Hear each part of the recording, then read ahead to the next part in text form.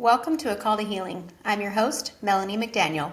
Today we're joined by Jay Fiset, a personal development leader, best-selling author of Reframe Your Blame, and a psychedelic facilitator who, with his wife Corey, guides couples through intentional MDMA and microdosing protocols for relationship healing, among many other offerings.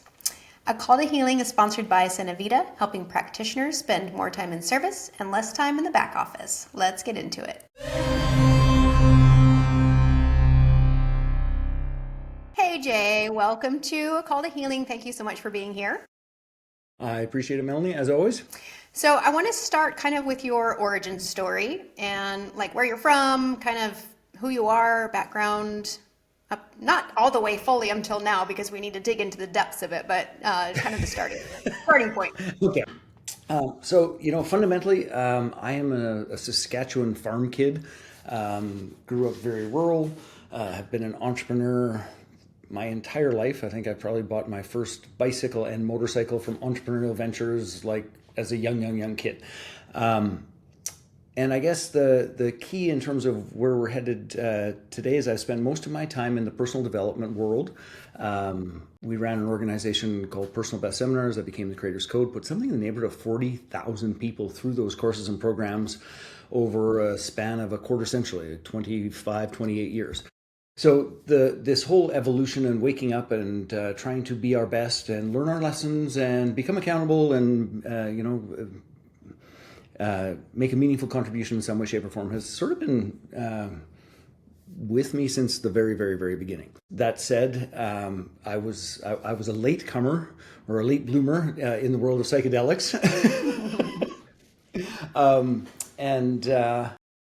I guess that would be heading to 2020, really the first time that I ever took any sort of intentional psychedelic medicine. And that's not to say that, in college and those sorts of things that we didn't try some mushrooms and those sorts of things, but it wasn't this. I am married to my high school sweetheart. We have been in relationship for 40 years and just celebrated our 30th wedding anniversary in August. I'm the father to two boys, a 20-year-old and a 15-year-old, both of whom are like 6'3" plus, so they look down on Corey and I, which is kind of fun and entertaining. And I have been outside of the personal development world, I've been a digital entrepreneur. I ran a couple of seven-figure brands in the digital marketing, entrepreneurial training world for a long while. Best-selling author of a book called Reframe Your Blame, How to Be Personally Accountable. And those are kind of the chapter titles. I think heading to the core of your question is, as Corey and I were heading towards our 25th wedding anniversary, we were both pretty sure that we probably weren't going to make it. And it wasn't for lack of trying, and it wasn't because anything was god-awful and terrible, and nobody was addicted, there wasn't any abuse, nobody's having an affair. Like, it's just, there was this drift that had begun to unfold between us. And I should just be really clear about this in terms of the work that we do. That drift, what I didn't really know while that was going on, that drift for long-term relationships is as normal and as natural as breathing and eating. It just is. And if you happen to be in our sort of spot, which is we were raising two kids, we buried three parents, of which we were primary caregivers towards the end for several of them. We were running three businesses. I spent half the month on an airplane or some version thereof traveling to teach, speak, educate. And that drift kept going. And we would do something. It's like, we're going to fix this. And it would get better for 3 months or 6 months or 9 months. And then the drift would unfold again. What's funny about that is in the last 5 years heading towards that is in my travels, I ran into a variety of people who were like, listen, so like you two are still in love, right? It's like, yeah. And you're still committed? I'm like, yeah. It's like, you got to do MDMA. And it's like, well, we tried damn near everything else. So then I come home and Corey and I talk. It's like, so there's this drug. And after about 15 seconds of conversation, we're like, over our dead body, we're not putting that shit in our body. Like, we're going to put some chemical in our body that some dingbat made in a bathtub trying to make $5. It's like, give me anyway. So that went on for all of 5 years.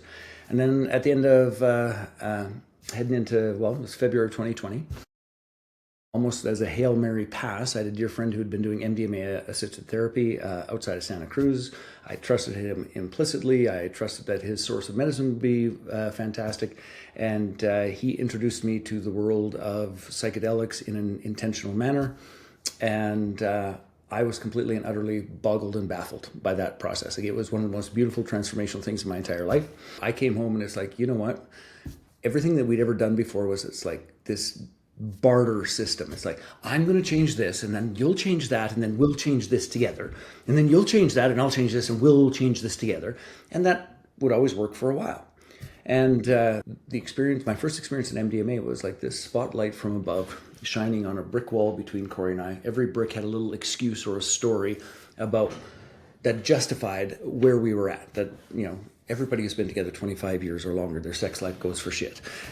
Everyone feels obligated and tied to taking care of their parents when they're dying. Everybody, like, all of these things that just kept distance. And in that space, it just was perfectly clear to me that it was time to move on, that it was time to live my life. And I came out of that experience with like 3 pieces, which was, I'm going to lose weight, which was really represent taking care of myself. I'm going to fix my teeth, taking care of myself. I'm going to grow my hair, and I'm going to get on with my life. And it is not conditional upon anything. And there was no blame of myself of how I got there. There was no blame of her or any of those things. So came home, had the talk. And for me, it was just, this is where we're at, and it's okay. You don't need to change a goddamn thing, nothing. Like, we're not going to do that anymore. This is what I'm doing. I would love for you to come along, and I expect that you can't, because we've been struggling here for about a decade, and that's okay. Like, it's 100% okay. And that conversation happened March 3rd to 4th, because it was like a 24-hour conversation. I wasn't like a, hey. And of course, I think we all remember that the world shut down 10 days later with COVID, and then we had some time to talk and to face one another. And what was beautiful about that is that we used medicine in that process, trying to figure out our way.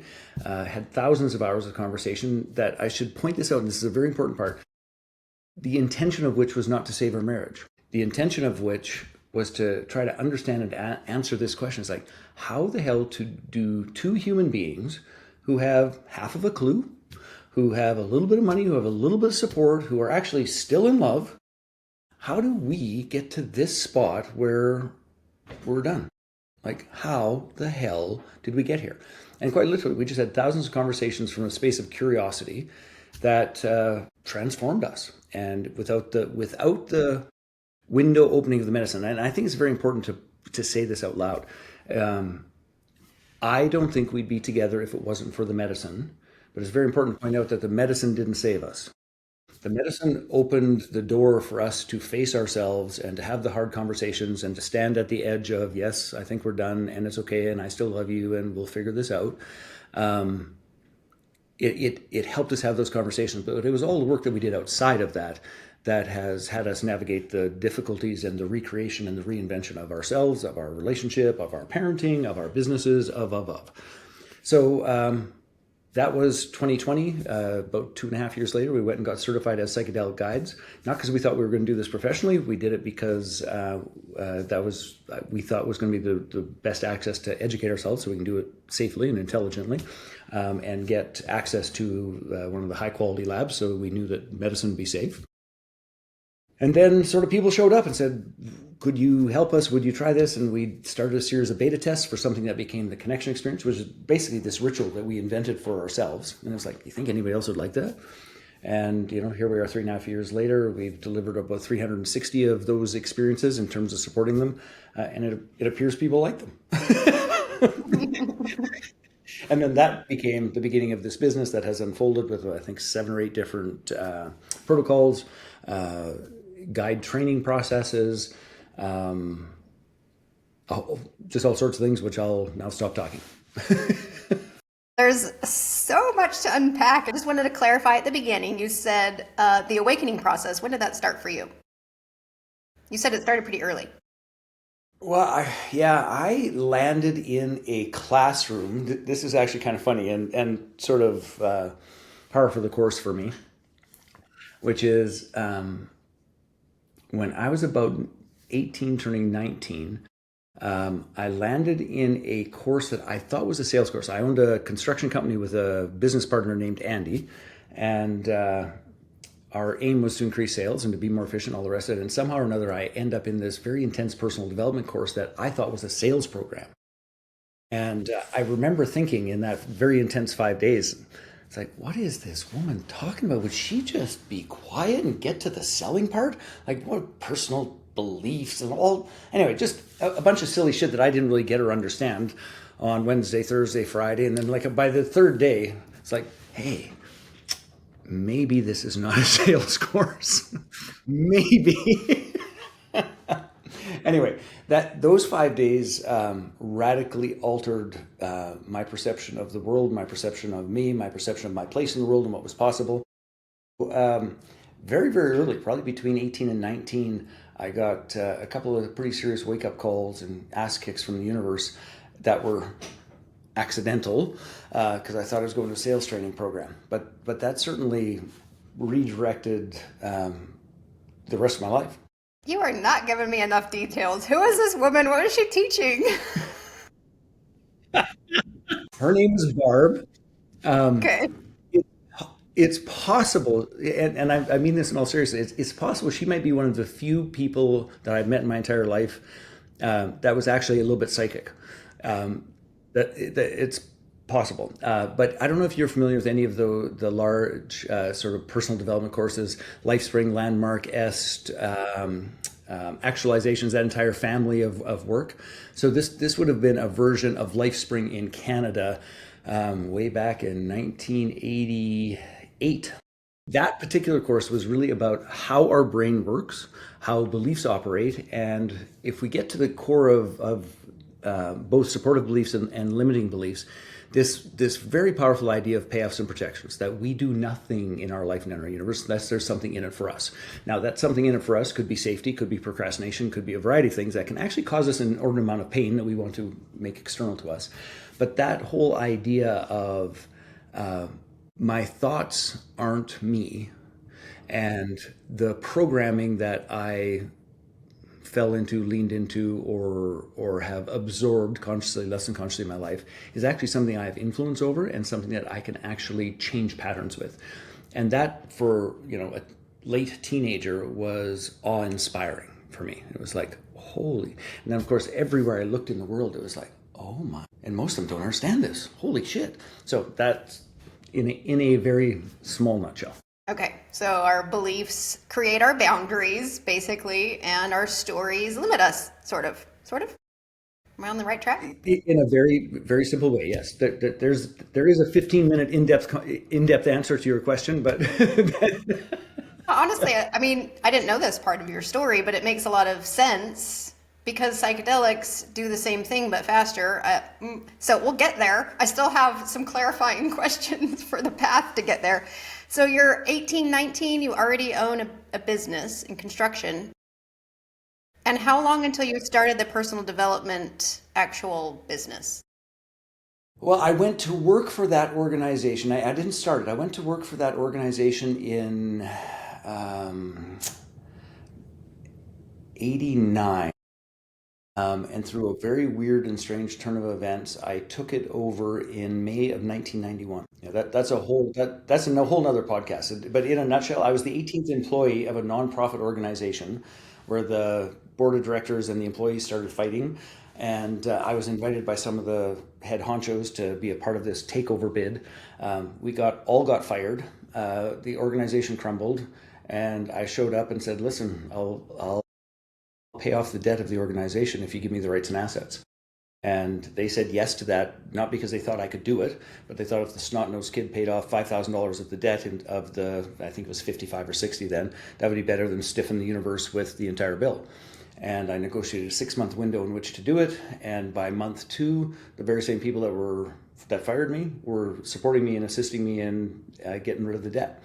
And in May 1st, 1991, they were good to their word. I had the debt paid and handled, and they handed over the rights and assets. Were you still an entrepreneur like at the same time, or did you make a full switch? Well, I'm not sure what you mean by the question. That entire process was entrepreneurial. Right, but the construction business and Oh, yeah, there's a gap in there, which is the construction business went tits up, and I went back to school to take. That's another long and silly story, and I knew that is totally inappropriate, but that is that's when I okay. was 19. That's what happened, and it's still in my head, just to be clear. And then so I went back and took business administration. It was right at the end of business administration that that organization invited me to come take the facilitator training.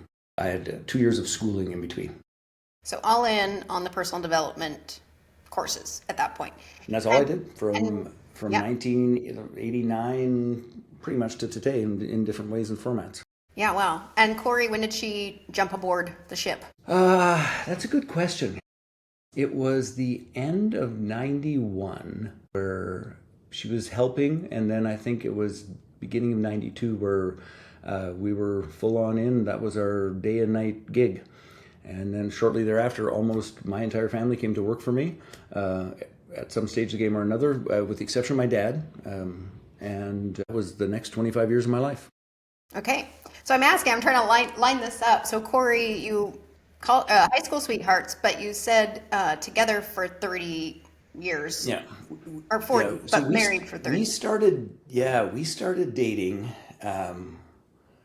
when I was 17 and she was 16.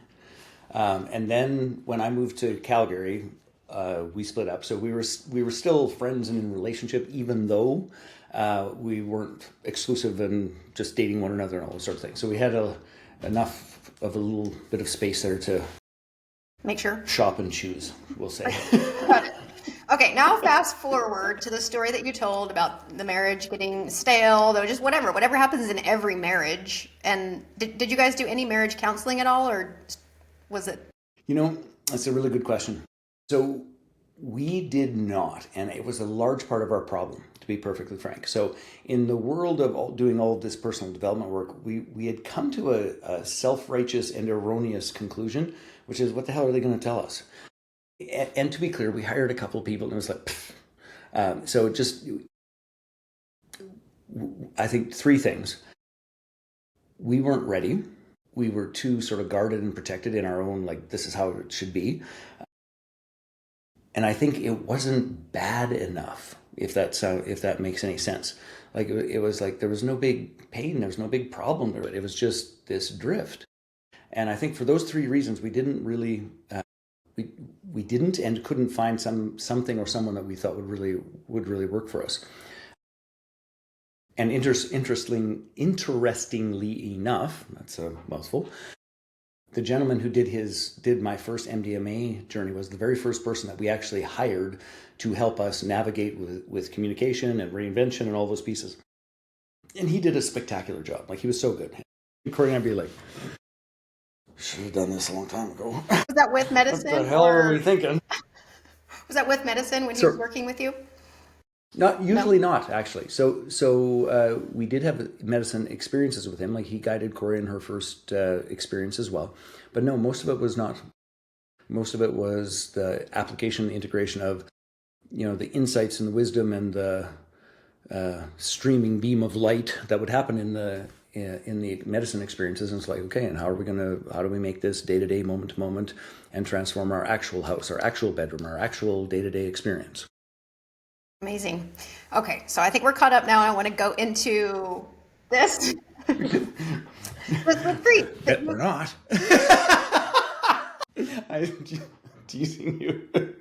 Yeah, so let's talk about like MDMA and what's happening, and why is this medicine opening you up? What's happening? And then I want to talk about what you guys did and how that led into creating the retreat that you run. So First question. So how MDMA. does it open us up?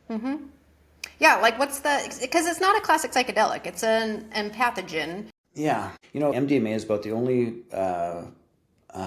sort of molecule on planet Earth that has demonstrable, tangible, scientific proof that the amygdala, the fear processing center of the brain, takes a little bit of a vacation. Now, there are other molecules that do that. This one just happens to have most of the science behind it. That combined with intention and what unfolded for Corey, and I'll just be perfectly transparent, and sexual healing that both of us needed much more than we ever would have dreamt or even imagined. I think the bottom line was that two things happened, and this is outside of the medicine that I want to be really clear about. Two things happened. One of which was we were no longer fighting to save us. Mm-hmm. Like there's this, I'm going to say resolution or resolve, and we were trapped together because of COVID. This resolve to us, like, if you and I can't figure this out, like, who the hell can? Number one, so if this is it and we're gonna go and carry on and we still have kids and all those sorts of things, it'd be nice to figure out whatever we effed up here, that we don't do that again. Like that would be a good idea. So I think that whole idea of not fighting for something to hold on to, I think is point number one. Then point number two was curiosity. It's like we've been sort of struggling trying to figure this out for so long that it's like there's just no impetus or reason to continue, like the blame and the like all the bullshit. It was just like, so what happened here? Where did I go off the rails? Where did you go? Where did we go off the rails? Where was the moment where you knew, like, this is probably like just genuine curiosity, and quite literally thousands of hours of that, literally going back to when we were 16 years old. So the medicine allows us to have this amygdala, this fear processing, this fear of being judged, the fear of there being some big retaliation or some big consequence. We were already standing in the middle of the consequence. And then the question became, is like, you know what, if lightning struck and Corey fell in love with somebody else, it's like, good God, I'd want that to work for her. And if lightning struck and I fell in love with somebody else, good God, I'd want it to work for me, because neither of us should go through this shit again. And I think it was just that whole all in, here's what it is. And that just led to us falling in love. Well, first and foremost, for taking care of ourselves in a better manner. Like in less than 6 months together, we lost 60 pounds. Wow. Our sex life increased literally over 10 times. And that's like, and the intensity and the joy and the passion and the exploration, and like there was just so many amazing things that transpired there that it just made it easy to fall in love with one another again. Like we weren't the same people that started that process, and in fact we've even started categorizing our life together as relationship 1.0, 2.0, 3.0. We're working on 4.0. Yes. Just because we're actually not the same people that were in relationship 1.0 or 2.0. It's the craziest thing.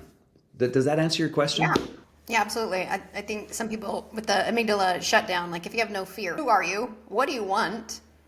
Mm-hmm. And are you okay if this ends? And it's very matter of fact. And it's like the emotions aren't tied to it. It's just very matter of fact. And so I love what you said, where there's no expectation tied to it anymore. And here's the weird thing about it. No expectation is true, but with deep recognition of our love for each other. Like, and this might sound goofy, but Corey would always tell our friends, it's like tub talks with Jay, because quite literally we would have all of these conversations basically in our tub. And it's a TED Talk. Tub talk. I got it. Okay. Yeah, tub talks with Jay. Anyway, there's a different level of love and care for someone who you've grown up with. Like literally, we've grown up together. We've sort of raised each other, for better or worse. That is at that spot of unattached to outcome, but from a space of, I actually really love you, and I want, for whatever this is, for us to do our thing so that we can live the rest of our lives in a meaningful manner. Like that sounds paradoxical, but both of those things were true. I love you, you love me, this isn't working, so we should figure out something else, and let's maybe not try to make the same mistakes again. Yeah. Non-attachment, but deep love. Yes, that is, thank you. You have to be willing to get your heart broken. Just be willing that it could end. And that's when you can fully, experience everything. Yeah. So the medicine taught you that, you think? Or that was... The medicine allowed, I think, both of us to tell the truth about that. Like I would say the theme in those conversations wasn't anger or blame, it was sadness. It was like, and I think we just navigated our way and had built so much distance that it was, I don't even have the energy to be mad about this anymore. I don't have the energy to make you wrong about shit where you were trying your best in the same way I did a bunch of stupid shit when I was trying my best. It's a different space. Yeah. It's very beautiful, and it's hard to explain what the medicine feels like, but it definitely, yeah, just it takes the sting out, like the emotions out of it almost. It's kind of matter of fact. Mm-hmm. Yeah, it's really beautiful. Okay, I want to dive into what that experience led into a total shift from personal development to now working with psychedelics, but specifically for couples, the connection experience, right? That's what that one's called. So tell me about that. Okay, so we spend 6 months having those conversations, and we're heading to Vancouver for our 25th wedding anniversary, which is the one that we thought we were going to miss. And that was a really amazing week. And by the way, that was the very first time on our actual 25th wedding anniversary that we did MDMA together. Oh. And we had a pretty spectacular time. I'm sure.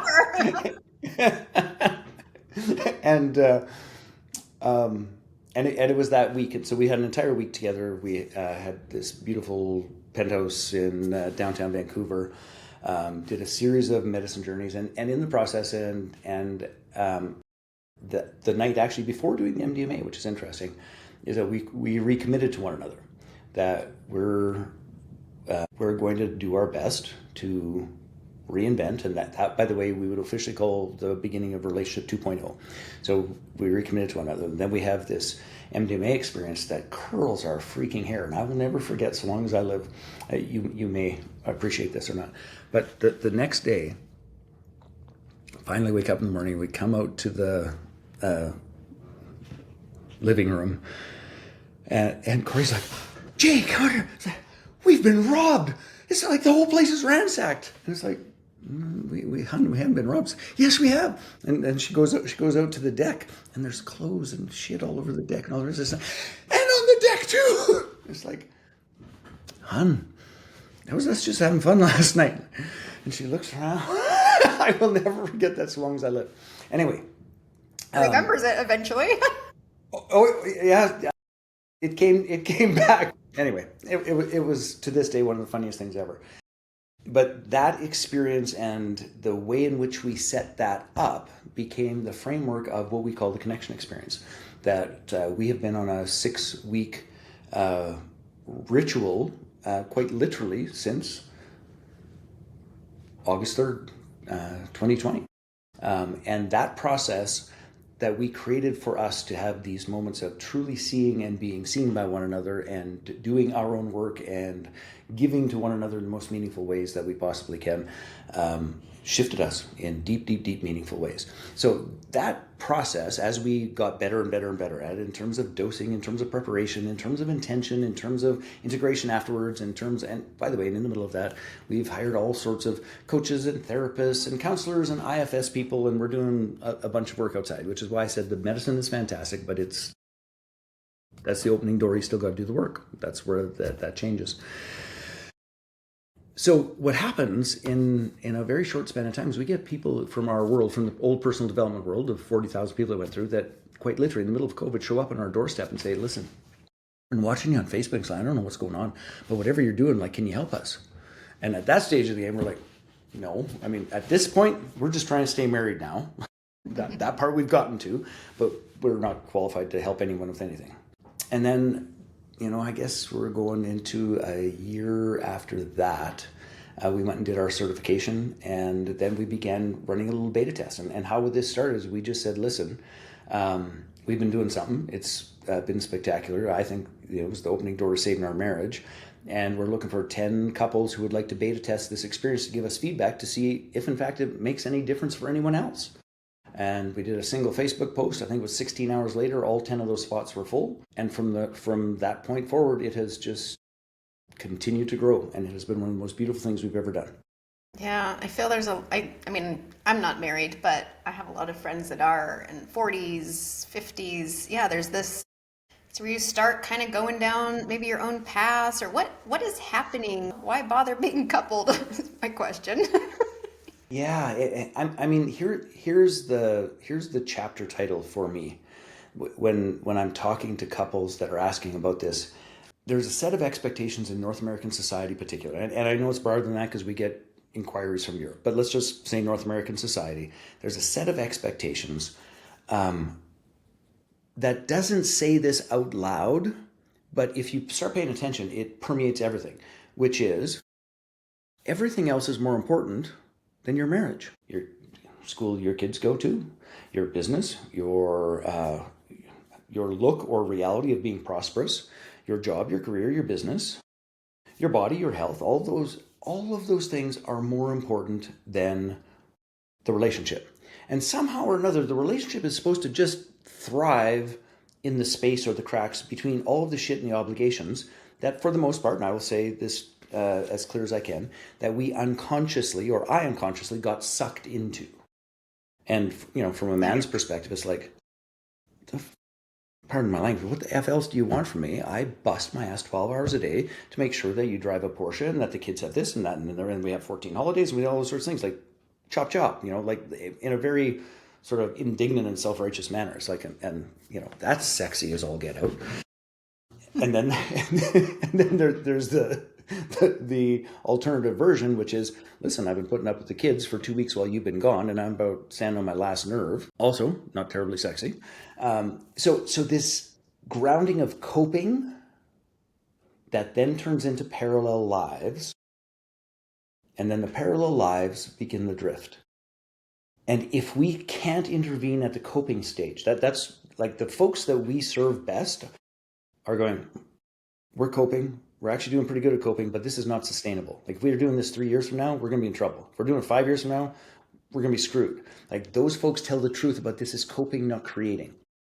And that's the twist that we're after. And if we can get people to tell the truth about we're coping and that this will not work over the long haul, there are people. Yeah. They're truthful, they're honest, and they see the experience and they can articulate it. Where most just keep their head down and get grumpy about things not going the way they want to. And I would say that I was guilty of that. Yeah. Most people that come, are they in coping or are they drifting too? Do you work with people who kind of really experience a drift and they're on the edge of divorce? Or not that far? That's a really good question. The connection experience is not aimed at somebody who might be on the edge of divorce. We have a different protocol we created called the couples journey, which is really aimed more at those, where am I at and what am I going to bring to the relationship, and does the relationship still have a snowball's chance in hell? So that's a separate piece. But here's what's interesting. Lots of the folks who have come to us saying, yeah, it's parallel lives, we're coping, we just need to, reconnect. If they're with us for a year or two, as most couples are, like this is not a one and done for most, it's like this is a ritual that they reinvent themselves in their relationship with. A lot of them, a year later, will say things like, we didn't realize how bad it was. Like now that we are actually having the conversation and telling more of the truth and seeing what was going on and all of those pieces, like I had one fellow say, and this is a year in, asked him for testimony, and the testimony opens with, this has made a monumental difference for us. My wife and I, after empty nesting, retiring, and spending a life together and raising 4 kids, we were drifting slowly towards our inevitable end. Now, that's not what they said when they started. Mm-hmm.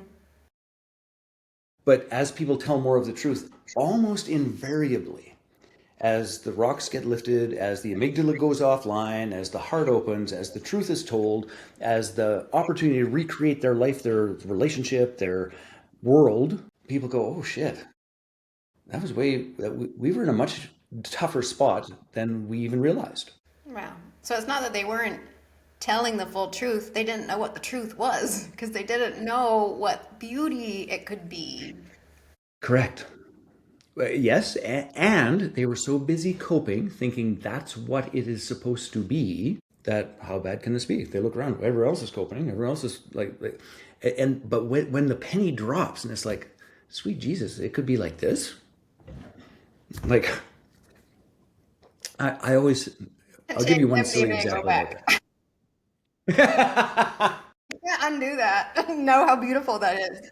You cannot. You cannot. Like, I remember before my first MDMA experience, Corey and I are just trying to like rejiggle. And our sexual connection was always a rub in terms of my sex drive was always higher, her sex drive was always lower. We would have these waves where it would be okay and all the rest of it. But I remember saying and thinking prior to this whole process, it's like, if we could just double our sexual connection, I'd be happy. Like that would be, and see, it's not an unreasonable, like, and this might sound stupid that I counted, but because it was an issue for us, and it was a constant form of conflict, is that we had made an agreement that we were going to, because it felt like it was never to me and it felt like it was always to her. So we just agreed that we're just going to start counting, so that this is not going to be a perception, this will be a fact, and then we'll just go from there. So at the time, I'm traveling twice, about 2 weeks a month, and we're making love about 32 times a year. And at the time, 64. Like, if we could get it to 64, I think I'd be happy. I swear to you, Melanie, I would not accept 64 today if there was a gun to my goddamn head. That would be so ridiculously bad and offside. Like, just take me out. I'd be done. Like, no. So what happens, and why I share that story, is that as people really connect, heal, and transform their relationship, the scale by which they measure changes. And in our reinvention, we had a ton of these conversations. Like, it's like, it can't get better than this, can it? Like what the hell would be better than this? Like, I think we made it. And then 3 months later, it's like, what the hell were we thinking? Like, what? Like, and just because our capacity to love, our capacity to receive, our capacity to experience pleasure, our capacity to be present, continued to grow, and then therefore the measures changed, which I had never had such a powerful experience of in my life. I would love to, I know this is probably a secret or something, but if you can share the flow of the retreat, maybe not specifically every minute, but like, are there teachings? Are there like, go off and journal together, go off and try this position? Like, what is kind of, what is the retreat? No.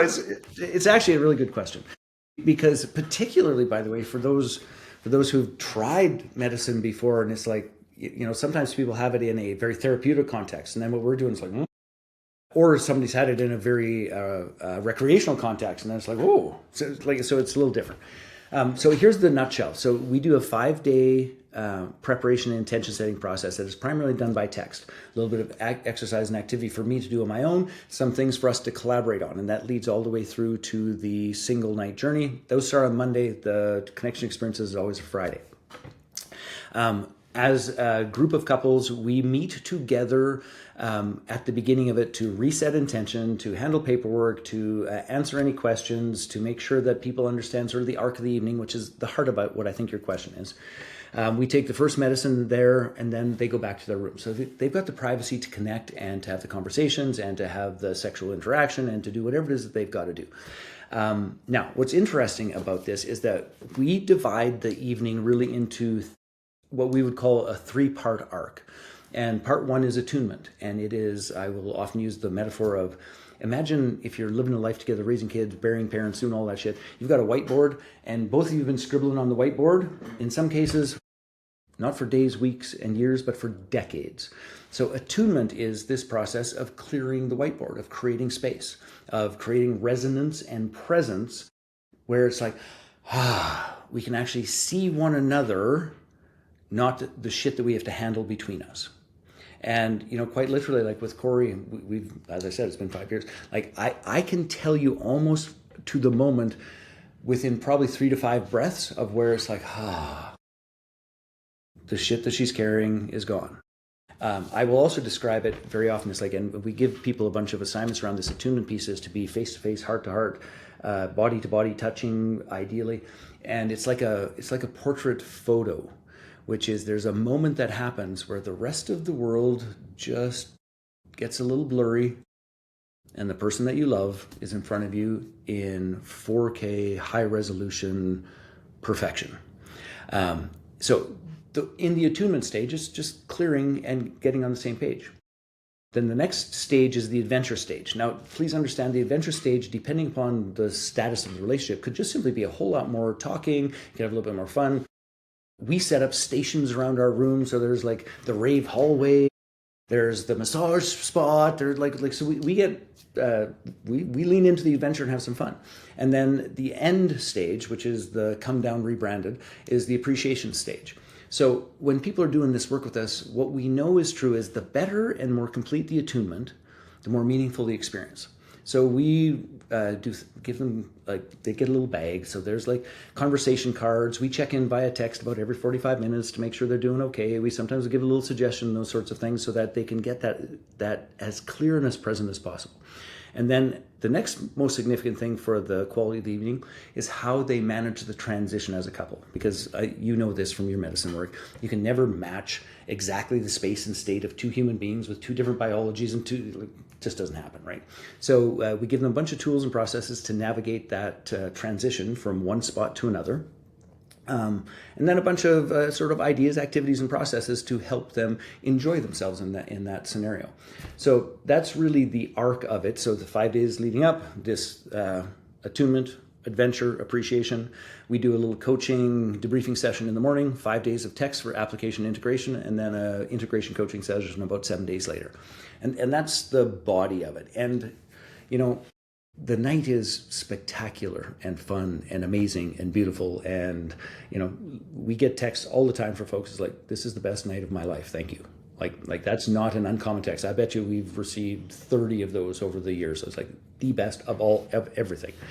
Other things that people have said is, like, a gentleman who was a little bit dragged at the debriefing said, you know what? We've been in therapy for 10 years. Trying to solve our problems so that we can connect. Last night, in one night, we connected and we solved the problems. And I would have never believed that was possible. Like, he was like, this is just can't be. But it is, and it happens all the time. So does that give you enough of the chapter titles without the specific sexual positions?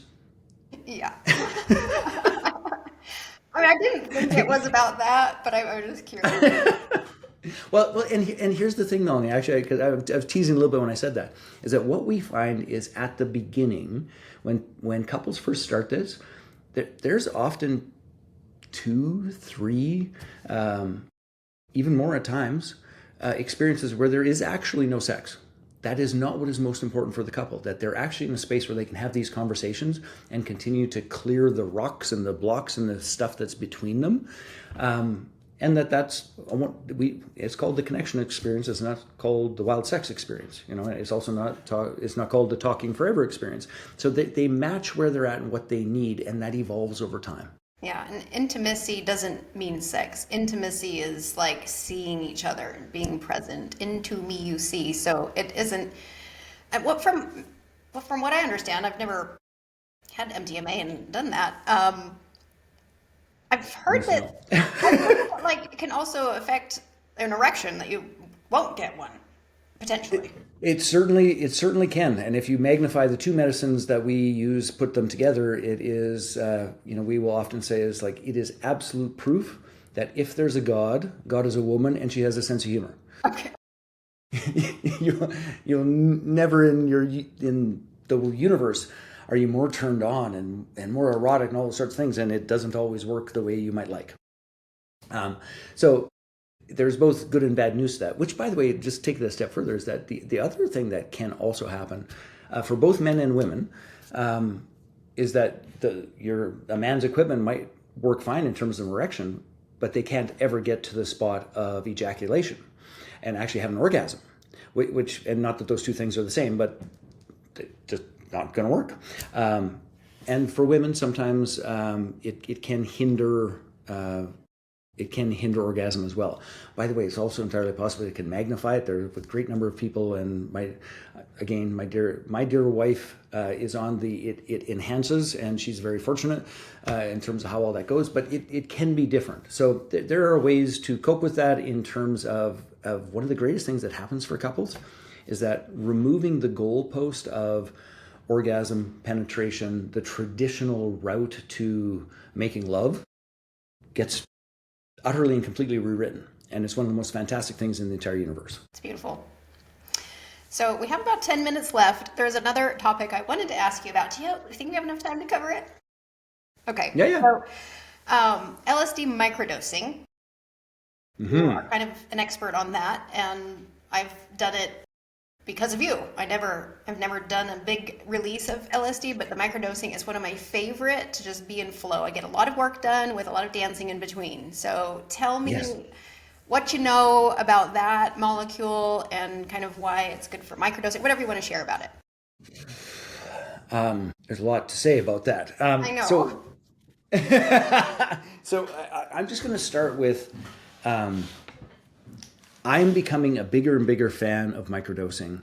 And when I started in this world, I honestly didn't get it.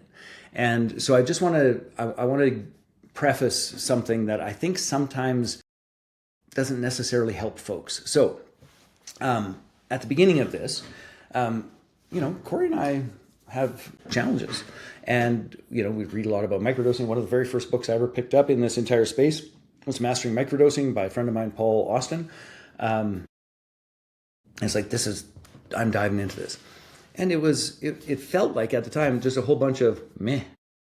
Like, I don't know why I'm doing this. It seemed irrelevant. So here's my little waving of the red flag. Depending on the space that you're in and what you're working on, you may have a couple of big rocks or boulders that need to be moved before the subtlety and the power of microdosing is really going to do something for you. And so, Corey and I did a bunch of macrodose work with a bunch of guides, with a bunch of journeys with each other, all those sorts of pieces. And it feels to me like what has transpired is that in moving those big rocks, then the microdosing is like, that's what they meant. Now, where it really gets interesting, and I wasn't sharp enough to connect these dots early on, is that when we're working one-on-one with clients, we'll often do a macrodose, they'll do a full day journey, and then we use the microdosing to keep the neuroplasticity open over a longer span of time. So anyway, I just wanted to say, if anybody has tried it here and it's like, it was meh, I might suggest there just might be some big rocks that have to be moved, but it does work and it makes a monumental difference. And even if you don't notice anything huge, the physiological proof in the science is getting stronger and stronger and stronger and stronger and stronger. So going back to this idea of L, I love microdosing L more than any other product at this stage of the game, although I do have a test I'm going to retest San Pedro, because L at the right dose is a lift in energy, a magnification of focus, and L with physical activity, like for a 10K run, time warps in a beautiful way that is spectacular. And so it has incredible, powerful possibilities. And by the way, if anyone here has pain that is related to inflammation, give it 2 weeks, give it 3 weeks, and see what happens. Like we have clients who literally had inflammation in their hands so much they went on disability, and microdosing L, arthritis by the way, microdosing L, pain's gone, utterly and completely gone. So if you have any pain in your body related to that, I would strongly recommend microdosing with L. Now, tons of research, all of those pieces. I got really fascinated about something. This is what I'm all excited about, and this might not be exactly what you asked me, Melanie, but I just really want to share it. Because traditionally, you shouldn't really microdose L more than twice a week. In terms of, psilocybin, they're like do 2 days on, 1 day out. Like, that's not really how L really works. And by the way, there's lots of protocols, so don't worry too much about the protocol. But if you're going to do L twice a week, one of the things I was looking for was how do we extend that state without using medicine again? So I have been busy inventing what I believe is the very first aromatherapy-based L ritual blend line, which combines a beautiful L tincture that has the essential oil and the flavor and the taste, and then a roller and a mister that have no L in them, but it anchors us back to that state. And so we've been using that both as an anchoring mechanic in macrodoses and exclusively for microdosing. And what we're finding is people are using it in most beautiful ways. Like there's a woman I talked to just 2 days ago. They were at a connection experience, decided in the attunement stage that they were going to work or ask some questions of sort of higher self or amygdala offline about her smoking. And she hasn't had a cigarette for a month. Now, when she feels a craving or the thought patterns that would lead her to a cigarette, she literally just takes the aromatherapy spray, smells it, anchors her back to the answer that her higher self gave her when they were talking about it. Done. Like there is some power to, and by the way, the amygdala processes smell as well, and smell skips past the thalamus going right to the hippocampus. That is why smell is one of the most powerful state managers and memory managers. So anyway, we're weaving these things together in some very, very, very cool ways. Okay, I'll stop talking now, but if you haven't tried it, you should try it. So I want to know what was your experience, given that you hadn't tried it, and now you have? Well, I didn't do the essential oil thing. Okay. Is that what you mean? You did the traditional, yeah. The traditional's awesome too. Yeah, I did the traditional, and I just felt like I could get work done, very creative, and I could even sit at a computer where, like with microdosing mushrooms, I can't technology. Like I can't, but with L, I can. And then I'm very like playful, happy, have to go take a dance break or go tell the trees how beautiful they are or something. It's just like, it brings up my spirits. But I agree with you that I initially didn't like microdosing, and I've had to do some big journeys and get punched in the face, probably to clear out the rocks. And now, I'm really more called to the lighter doses of anything. I've been very intentional to ask for more sensitivity when I am working with some of the plant medicines, that I want to increase my sensitivity. So I think it's all part of that. But yeah, I'm like a 2-dropper. It's never psychedelic. It's never, the walls aren't dripping. I'm very present, cognitive enhancer. So like great ideas, great creative flow. It's my favorite. And I have done mushrooms. I have done San Pedro, and I haven't fallen in love with San Pedro yet. Mushrooms, they're great too. But yeah, L I use when I need to be in creative flow. Yeah, I find, so we have a psilocin gummy line as well, that I find just more, I'm in my body more, and it's like I feel more, like I'm more sensitive. I'm more, we were setting up the Christmas tree last night and a bunch of old Christmas carols came on. I was like, oh, that kind of grabbed me. And I wasn't microdosing anything. Yeah. But it's like those kinds of things on mushrooms, it's like I'd have been in tears. Like it just magnifies my emotions primarily. And I think Paul Austin, he had a post once, and he put for the microdosing, emotional, like healing mushrooms. Mm-hmm. And LSD was cognitive enhancement.